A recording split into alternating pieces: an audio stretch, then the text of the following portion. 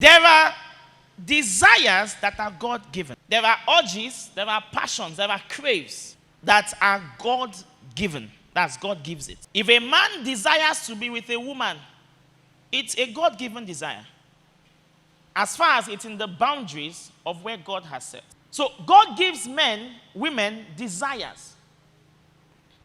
God gives men, women, craves. We call it cravings. It could be an urge. And the aim of that desire, the aim of that crave, the aim of that urge is to be fed and satisfied for what you crave and desire for. It's God-given. There are people that desire love. It's God-given. There are people that have maybe ambitions, and they desire to be, maybe there's a young man who says, in the next 5 years, 10 years, 20 years, I desire to lead this whole state. I want to be the governor of this state. It's a God-given desire. It's permitted. God permits men to have dreams and great ambitions. That satisfaction comes when those desires are met. That's when you obtain satisfaction. Today, I am ministering on the topic, hunger for God. Hunger for God. So just like any other desire, just like any other urge, hunger is something created and given to man by God for man to be fed. That's why if you don't eat for 2 days, nobody needs to beg you. Nobody needs to convince you. It's your body that will tell you.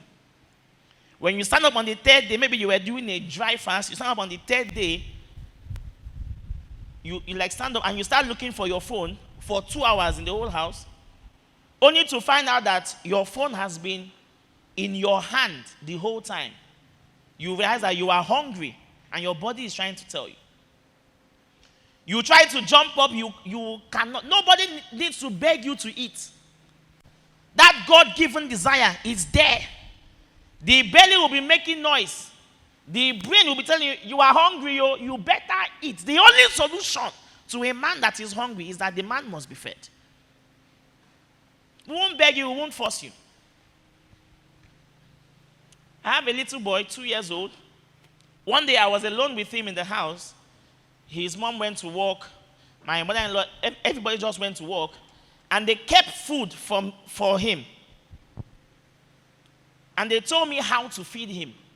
They said, he's a child, the children play and eat. I said, yes. Said, so you have to convince him, he will come, you do ah. When you do ah, he will open his mouth, then you put the spoon in his mouth and remove it. Then while he's chewing, he will jump on the chair as he's chewing, then he will come. He said, yes. When they all went to work, I was with the food. I said, hey, Aaron, come, let us feed, just come and eat. He now came. After dancing for 2 minutes, he came. I said, he did I put the food in his mouth. I removed the spoon, he went, he jumped, exactly as they said. It would take me 6 minutes to put 1 spoon in the mouth. I said, no, I don't have such time. This boy is not what? He's not hungry. When you are hungry, I would know. After the first spoon, I covered the food and I left it there. I went into the room. About 2 hours after, I said, let me go and check on this young man. I went to the parlor. He had opened the cooler and he had eaten most of the food on his own. Without any gimmicks, without any jumping.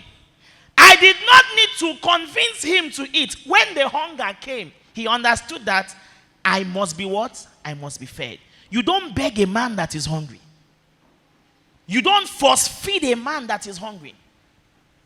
Likewise, in the things of the kingdom, God has so designed that there are things we would never access except we are hungry for it.